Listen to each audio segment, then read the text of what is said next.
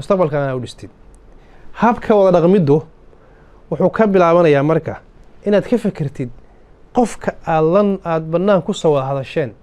ee aad ku heshiisay inaad dhistaan reer xalaal ah oo mustaqbalkiisu dhiso qurux badan yahay ubad xalaala koriya maxaan ku yidhahdaa ka mid noqda maanta bulshooyinka dhisan qoys ka mida ka mid noqda seebaa lagu adkayn karaa ama xididada loogu adkayn karaa qoyskaas waxay ila tahay su-aashaas marka aad isweydiisid in maskaxdaada kusoo dhacayaan wax fara badan laakiin aniga waxay la noqotay inaad u baahan tahay qorshe ama balaan adduunka aad arkaysid qorshe la-aan qof socdaa ma jiro laakiin ma qorno oo documenti kama dhigno maskaxdaan ku haysanaa waana ku shaqaynaa waa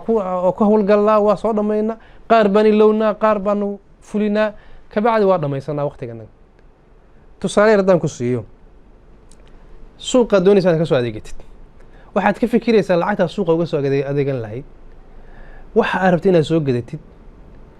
waqtiga aad doonaysa inaad wax soo gadatid intaaba waad ballaangaraynaysaa laakiin ma ku qorna suuqaad aaday waxyaabaha balaankaas ka khaldan baan rabaa inaan idin ifiyo keliya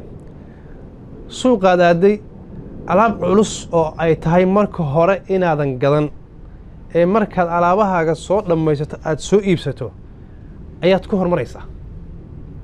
bac weyn baad alaab ka bixiso 5 kiilo 6 kiilo waad jiidaysaa waxaad raadinaysaa wixii kaloo yararaabaad goobaysaa marka balaankii hore oo digsatay oo ahaa inaad wax soo adeegto right waa sax laakiin hawdii ma aadan ku darin meeshaad ka bilaabaysid meeshaad ku xijinaysid meeshaad u dambeynaysid kuma xijin taasna waxay keenaysaa in qofku uu ka bilaabo meesha ugu dambeysay inuu wax ka bilaabo oo ah inuu alaabta culus gato alaabtaas suuqa ku dhex wareejiyo asagoo bac ku jiidaya oo maanta dhan wato waxayna ahayd inuu waxa fudud ku hormaro waxa culusna u dambaysiiyo kabacdina suuqa ka soo baxo example-kaas hadda waxaan u samaynayaa tusaalahaas yarka ah guriga marka la dhisayo wuxuu u baahan yahay markaad dhistid oo waxaa ka soo gudubtid qorshe guriga aan qorshe lahaynna hadda waqtigaa qorshe u sameeyo waqtigu hadduu wax kuu qorsheeyana saa rabtid ma noqonayso oo waxa keenay burburka iyo problemka maanta qoysaskeena ka jiro ma iska marnaanaysa meeshaan waqtigaa suu raba kugu dhigaya haddaada adigu saa rabto aada u dhigay qorshahaas waxaa loo baahan yahay maadaama guurkaagu yahay bilowga nolol dheer oo laga yaabo waqtiga noloshaada ka dhimanba inaad qofkaa isla joogtaan haddaad saa u guursatay ma ka hadlayo wixii hore ka soo hadlay oo dee khaladka ah oo dhan laakiin si sax markaa u guursanaysid processka hadda aan kuu sheegay qorshaha hore aad soo martid reerkaagu dego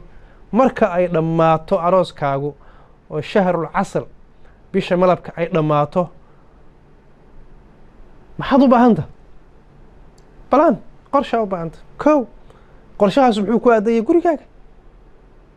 qorshahaas wuxuu u baahan yahay gurigaaga inaad ka fikirto lianna waxaa la rabaa labadan qof oo nolosha wadaagaya dee ninay xaasas uma ahayn intaysa gurigaaga ka hor aysan imaan ka hor ninay xaaskii ma ahayn laakiin saaxiib bay ahaayeen waxbay ku heshiiyeen inay nolol dhisaan bay ku heshiiyeen waa soo barteen waa soo fahmeen haddana maxaa la rabaa fahamkii dhabtaa wuxuu ku jiraa wada dhaqmidda qorshaha koowaad marka waxaa weeye labada qof inay isfahmaan waxaa loo gudbay practical baa loo gudbay waa laga soo tegay theory hadalkii waa laga soo tegay iyo waa ku jeclahay waa ay jeceshahay iyo waan ku rabaa iyo may rabtaa waa laga soo gudbay iyo waa dhimanaya anaa kaa daran waa laga soo gudbay really ba waxaa loo yimid noloshii dhabta ahayd oo wada dhaqmidda ahayd marka nolosha dhabtaa la yimaado nolosha waxay rabtaa toosin bay rabtaa iyo hagaajin iyo qorshay rabtaa iskama toosayso tusaale yar haddaan ku siiyo dadku markay isla isu keeno dadaan is aqoon ay rabaan inay wada noolaadaan oo ay wada dhaqmaan maxay u baahan yihiin waxay u baahan yihiin horta labadu inay isfahmaan qolooyinkan shaqaalaha qorta shirkadaha haddaan tusaale usoo qaadano qof shaqaalaha marka lasoo qorto ma inta lasoo qortaa la dhaawataa shaqadii lagu qaatay gal mise waxbaa kala jira induction process wax la yidhahdaa jira dadka siduu dhexgeli lahaaba la baraa qofkan waxaa la baraa dadka uu la shaqaynayo groupka uu ka tirsan yahay departmentiga uu ka tirsan yahay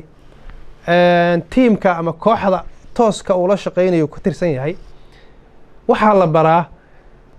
cidda asaga riboorka siinaysa iyo cidda uu asagu riboorka u gudbinayo waxaa la baraa shaqada uu qabanayo waxa ay tahay qalabka ku shaqayn lahaa baa loo dhiibaa maxaan ku idhaahdaa waxaa la baraa oo kaleeto habka isdhexgalka gruubku suu isugu xiran yahay tiimka isugu xiran baa la baraa waajibaadka ka dhalanaya hadduu maqan yahay waqtigu soo gelay shaqada waqtigu ka baxayaa la baraa waxaasoo dhan qofka maxaa loo siinaya inuu fahmo environmentiga soo galay meesha uu soo galay banaanku ka jiray guduhu uu soo galay shirkadii markaan waa qof shaqaala waxaa la baraya dadka ula shaqaynaya iyo waxa cusub ku cusub yahay inuusan ku indhafariirin uusan ka farkanixin oo aysan la yaab ku noqon baa loo baraya si u fahmo hab dhaqanka meesha ka jira sababta meel walba waxay leedahay hab looga dhaqmo